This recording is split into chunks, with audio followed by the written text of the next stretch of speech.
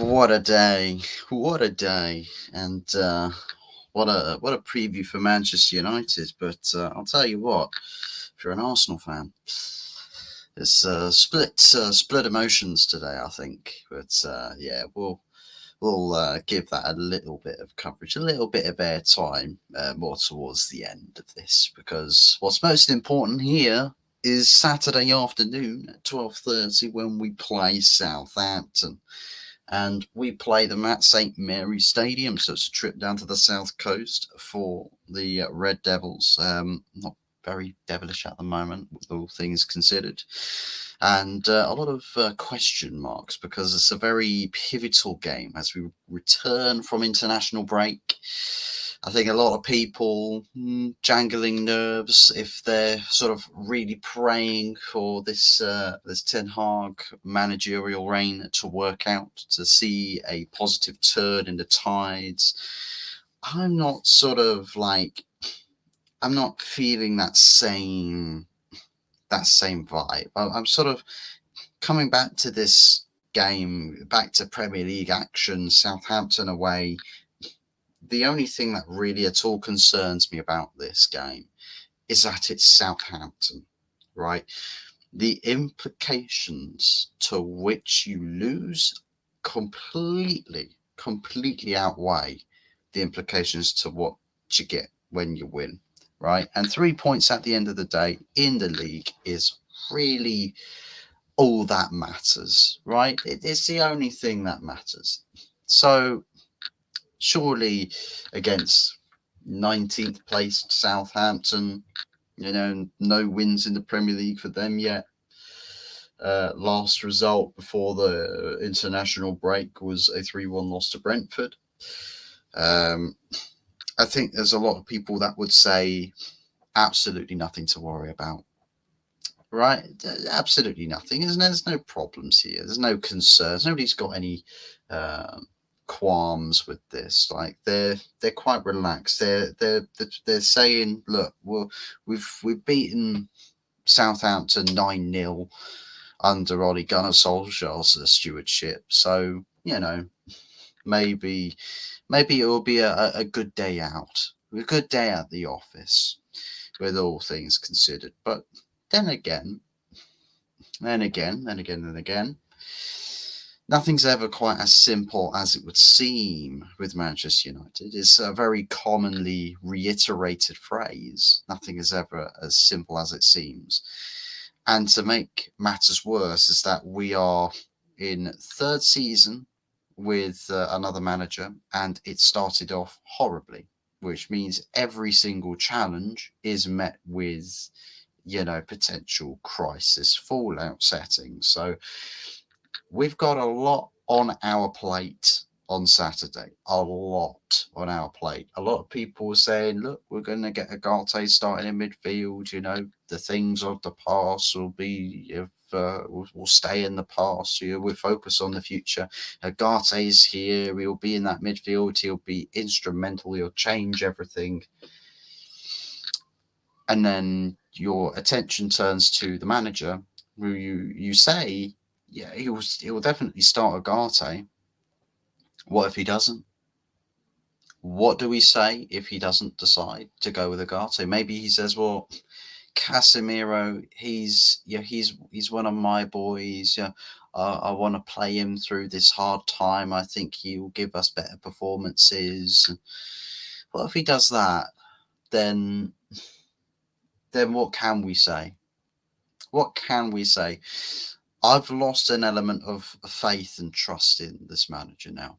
I've lost a lot of faith and a lot of patience in trying to see things through his lens. And with the first two seasons, as I've said already previously, we gave him, about a stretch, give him the benefit of the doubt.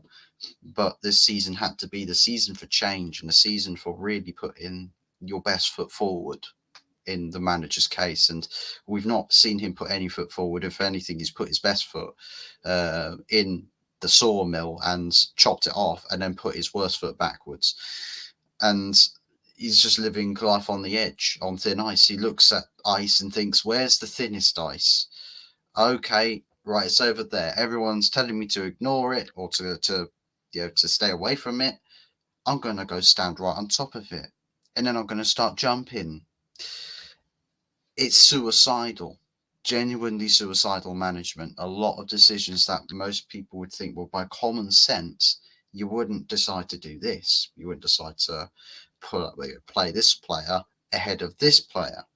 You, by common sense, wouldn't set up a team to play like this whilst having this issue occurring on the pitch over and over and over again. The same problems that the manager was seemingly causing last season, he's causing again this season, but it seems to have taken front and centre stage now.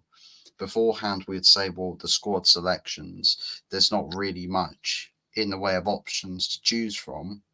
That's, would be good enough to justify the manager, being able to select somebody different. I mean, some people would have said, well, play the kids because they couldn't do any worse than what the first team were doing. And sometimes you really just felt like, yeah, that's the answer. It's got to be the answer.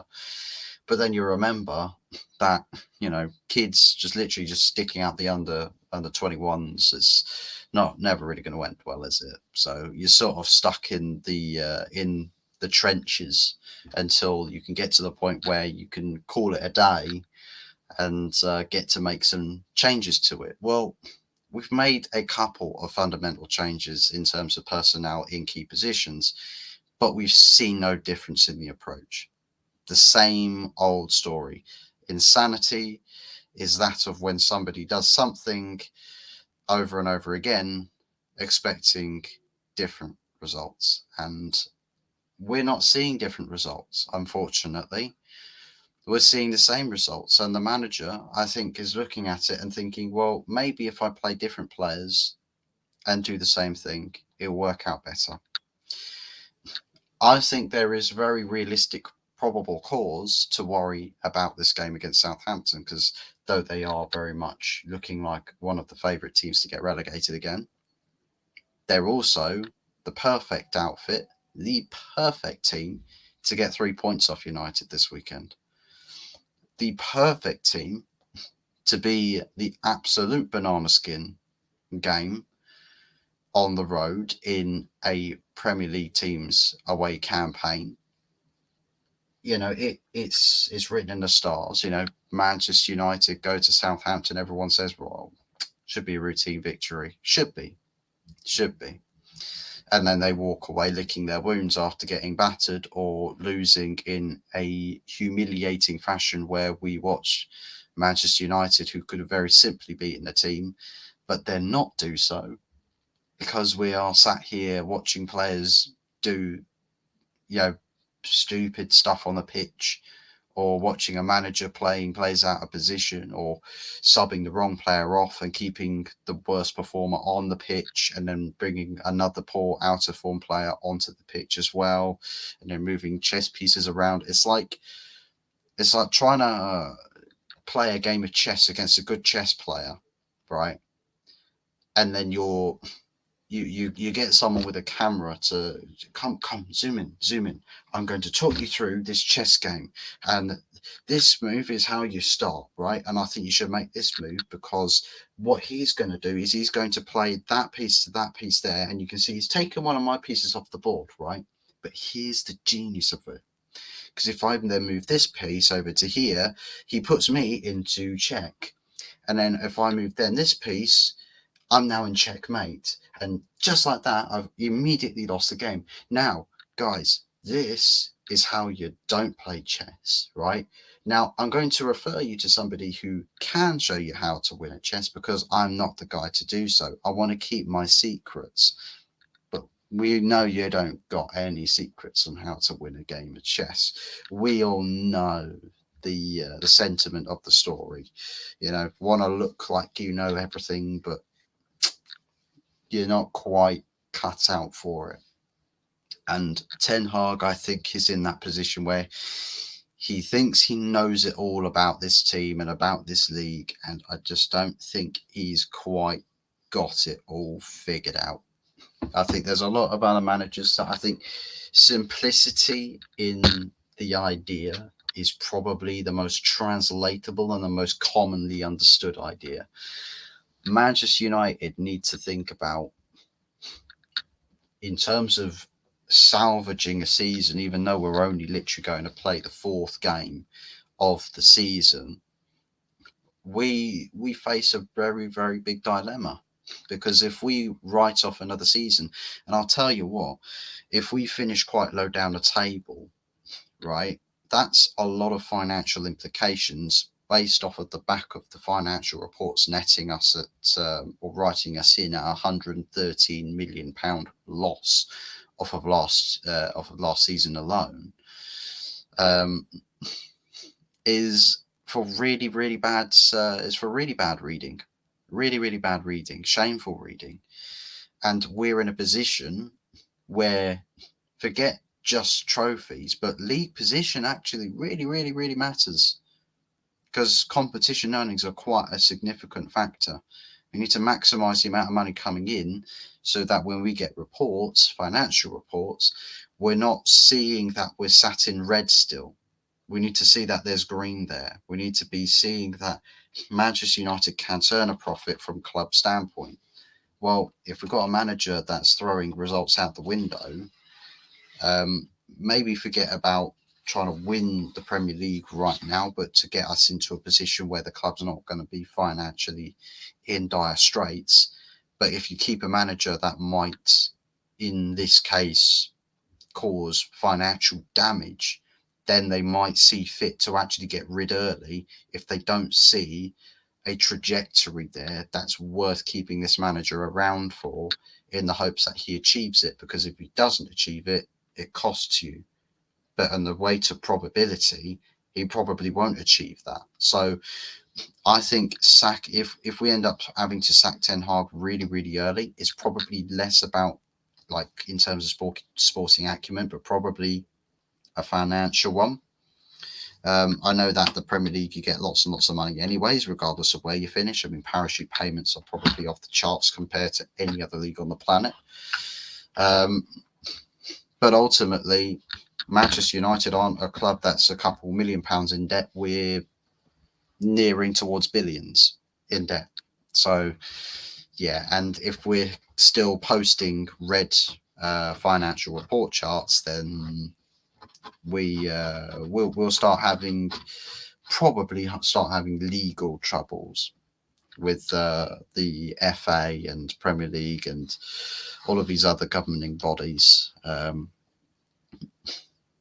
Things like well, I don't know about transfer bans, but you know, points deductions for not meeting, certain financial criteria for Premier League grade clubs. So yeah, it's again, Glazer ownership that's essentially rearing its ugly head to give us a stark reminder as to why being owned by them is what we need to be constantly reminded of and campaigning against. I mean, is it really appropriate that we're not Glazer out and saying that everything is rosy in the garden of Manchester United?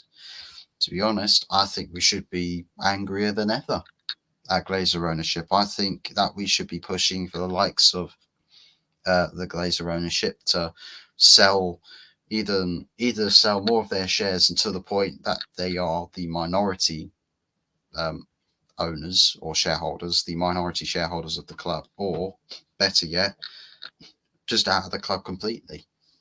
And I think that's a realistic problem that we need to start having a look at as a fan base, and start getting on the same page with each other about this. But as for the game, I've gone with a 2-1 prediction in favour of Manchester United, because I think that we'll see problems. We'll see problems that will once again be of bother.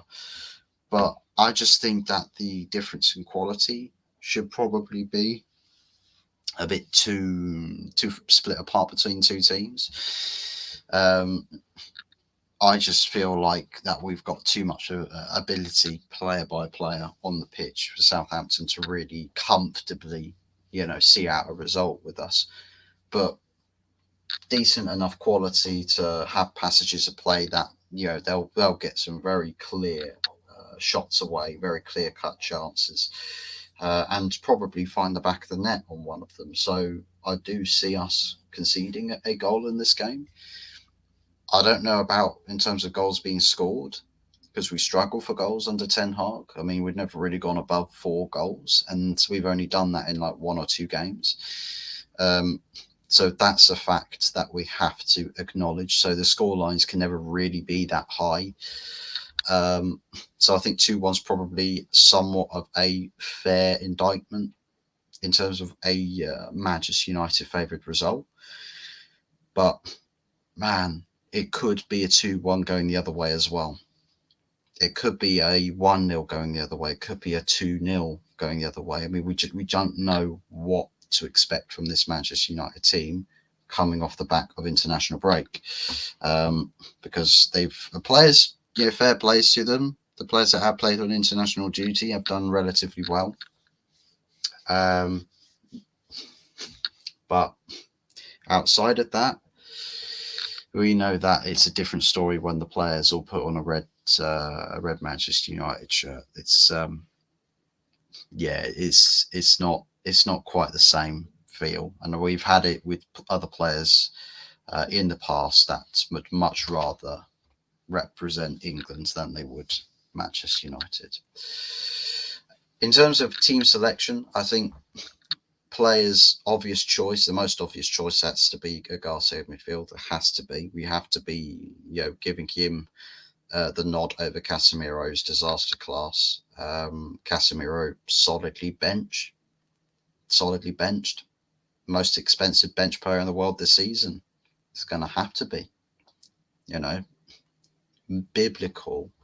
Biblical stinker start to the season and hooked and benched. That has to be the way. It has to be the way. So obvious choice in midfield would be Mainu and Ugarte starting alongside each other. Bruno's apparently a question mark over a potential foot injury in this game. So, I mean, Mount's not available. So whoever would potentially play in number 10, I mean, Bruno usually plays through injuries anyways. But if not, then I suppose Christian Eriksen plays in there. I would be much more likely or more favourable to Eriksen playing in that position, as he's got some qualities in how he likes to play that suit that position on the pitch. So that's probably the player that we'd look to starting in that position. In terms of the defence, I think the defence side of things, keep it the same as Liverpool. I think the biggest problem wasn't with the defence at all. I think the biggest problem we had as a team against Liverpool, Every sending me another message. Oh, by the way, your parcel couldn't be delivered to you. Yeah, no, that's a scam. That's a goddamn scam. But yeah, for me, defense, keep it the same. The problem against Liverpool wasn't defense; it was the midfield and how it operated. Too much space, too much abandoning, and causing all sorts of problems in trying to play through the press and avert danger, if you will. We weren't doing it the right way. At all. So yeah, I mean, defense the same, midfield with Ugarte this time, and if Fernandes not available, then gotta be Eriksen playing the number 10. On the left, Garnacho.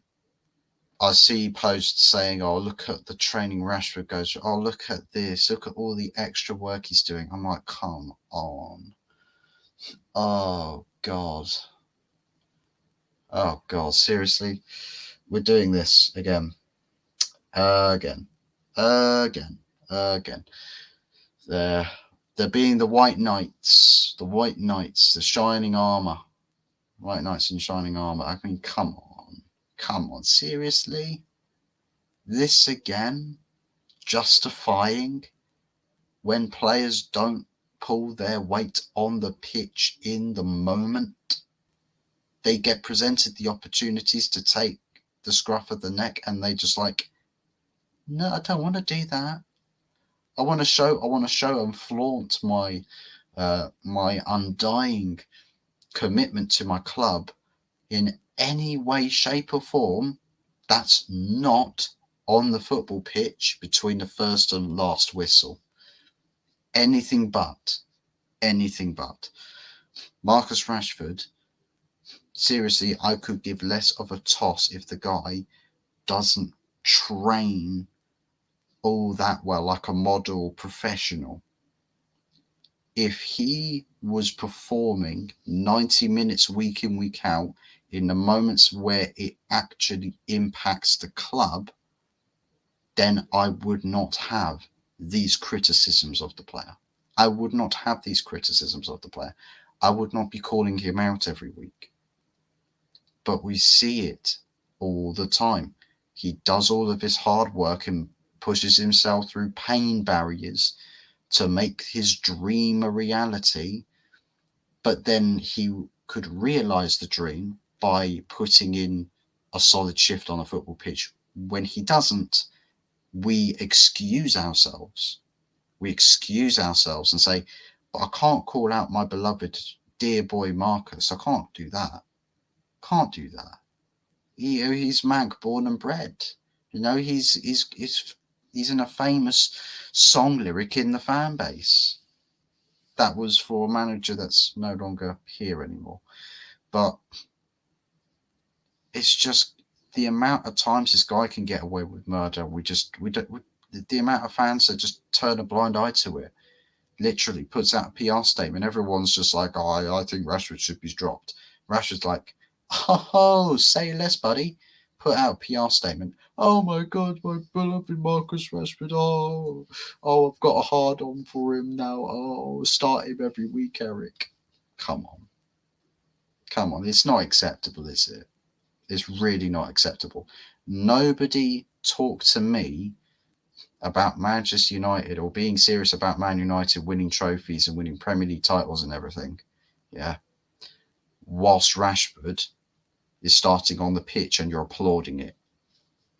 Nobody talked to me about Premier League trophies or being top of the footballing ladder whilst backing that guy starting games every single week. Do not talk to me. Don't talk to me.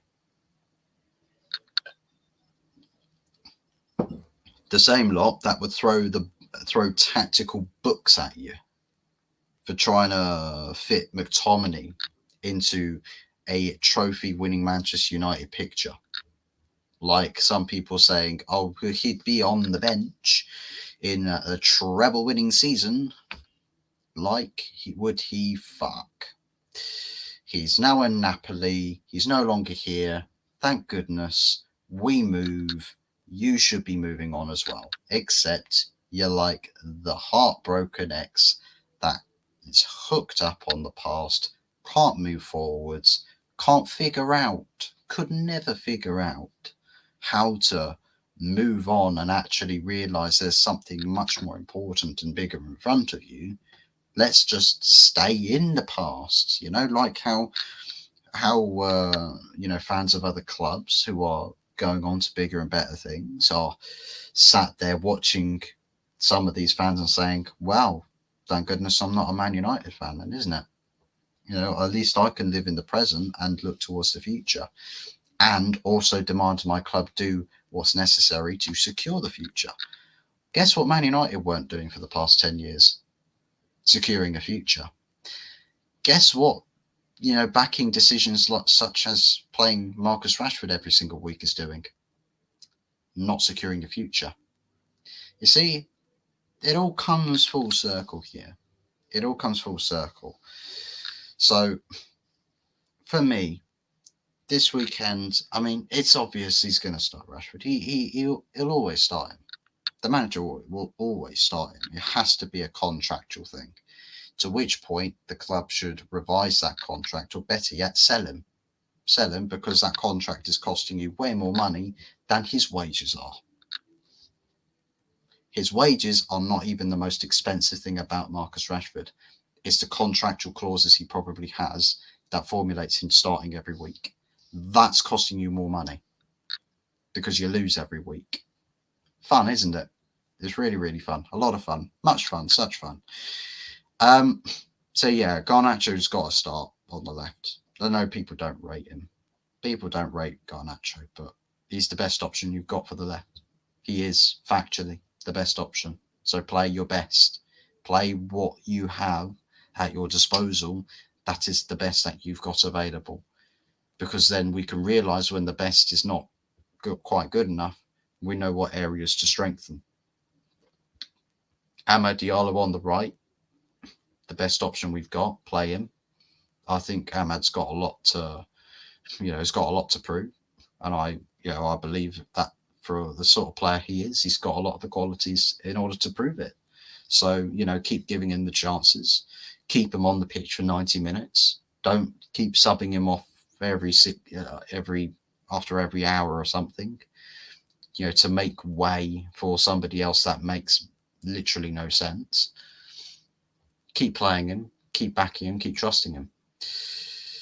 Up top, Joshua Zirkzee, again, a good international break, solid performances on international duty.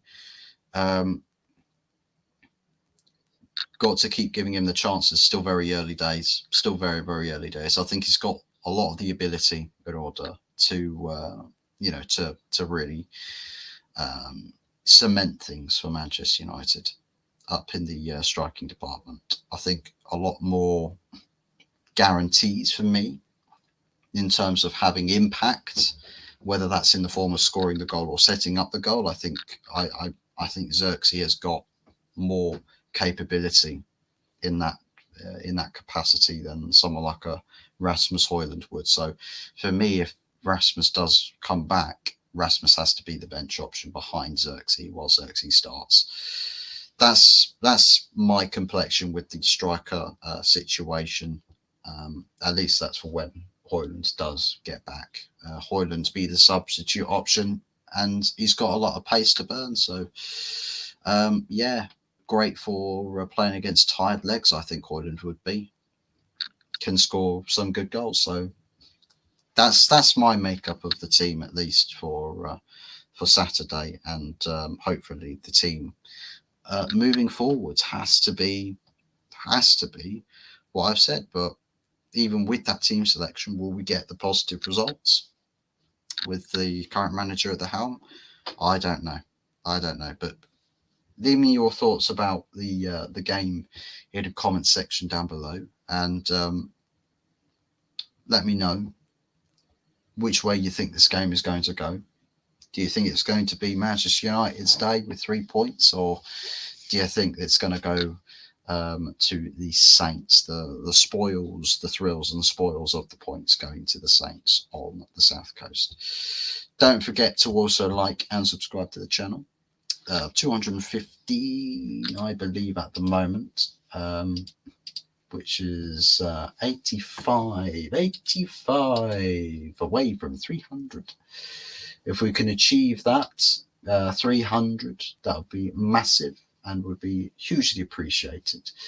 But if you just enjoy watching the content and just watch it, then thank yous yet again, because you do get the option to not watch the content. But if you do choose to watch it, then once again, thank you. But beyond that, that's me done for today done for content on the Southampton game until Saturday night. But also, 8 o'clock tonight, there will be another show with Anfield Uncle Rods. So I will be on there tonight. So keep your eyes peeled for that. And we'll see you probably, most likely, later on tonight. And hopefully on to the weekend with 3 points in the bag for Manchester United. Will we achieve that? Let's see. Take care, everybody. I'll see you next time.